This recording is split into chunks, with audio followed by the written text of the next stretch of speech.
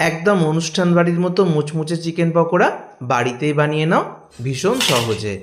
এবার থেকে চিকেন পকোড়া তৈরি করলে আর কেনা চিকেন পকোড়া খাওয়ার ইচ্ছা হবে না। আর অনুষ্ঠান বাড়িতে যে স্বাদটা আমরা পাই আর যে মুচমুচে ব্যাপারটা হয়, তার প্রত্যেকটা খুঁটিনাটি টিপস শেয়ার করব। ফলে তোমরাও বাড়িতে যখন খুশি বানিয়ে ফেলতে পারবে চিকেন পকোড়া। চিকেন পকোড়া বানানোর জন্য প্রথমে নিয়েছি বোনলেস চিকেন।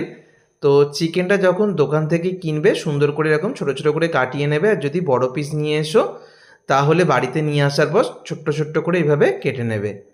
এবারে দেখো আমি নিয়েছি একটা ডিম। তো চিকেনটাকে ভালো করে জল দিয়ে আগে ধুয়ে নিয়েছি আর লেবুর রস মাখিয়ে রেখেছিলাম। ভালো করে জলটাকে চিপে নিয়েছি, একটা ডিমকে ফাটিয়ে দিলাম, দিয়ে দিয়েছি গোলমরিচের গুঁড়ো, তারপরে রসুন আর আদা থেঁতো করা দিয়ে দিলাম। আর এখানে তোমরা কাঁচা লঙ্কাকে বেটেও ব্যবহার করতে পারো, আমি এখানে কাশ্মীরি লঙ্কার গুঁড়ো দিলাম। আর এখানে দিয়ে দিচ্ছি গরম মশলার গুঁড়ো। এবারে 1 চামচ ভিনিগার অ্যাড করলাম।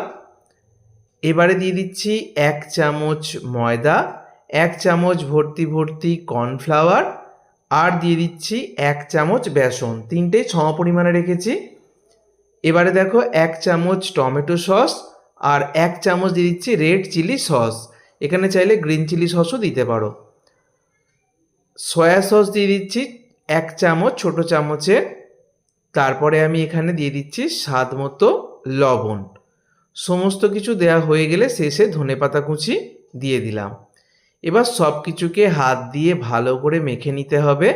খুব ভালো করে সব কিছুকে মাখিয়ে নেব চিকেনের সাথে। খুব ভালো করে মাখানো হয়ে গেলে এবার এটাকে ঢাকা দিয়ে 1 ঘন্টা আমি রেস্টে রেখে দেবো। হাতের সময় বেশি থাকলে আরও বেশি সময়ের জন্য রেস্টে রাখতে পারো। 1 ঘন্টা রেখে দিয়েছিলাম। 1 ঘন্টা পর তোমাদেরকে দেখিয়ে দিচ্ছি। এবার চিকেন পকোড়াগুলো ভেজে নেবার পালা। তেল আমি আগে থেকেই ভালো করে গরম করে নিয়েছি। গ্যাসের ফ্লেমটাকে এখন মিডিয়ামে করে দিয়েছি। এবার একটা একটা করে পকোড়া আমি ভাজার জন্য দিয়ে দিচ্ছি। তেলটাকে কিন্তু খুব ভালো করে গরম করে নেবে। তারপর গ্যাসের ফ্লেমটাকে মিডিয়ামে রেখে পকোড়াগুলো ভাজবে। এতে করে পকোড়াগুলো ভীষণ মুচমুচে হবে।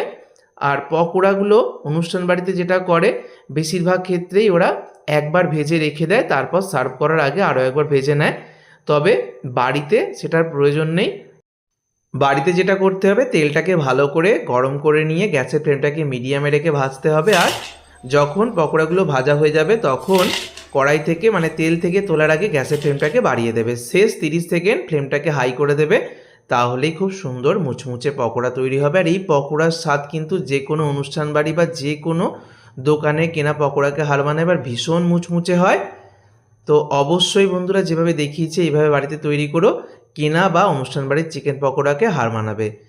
ভিডিওটা ভালো লাগলে বন্ধুদের মধ্যে অনেক শেয়ার করো। ধন্যবাদ।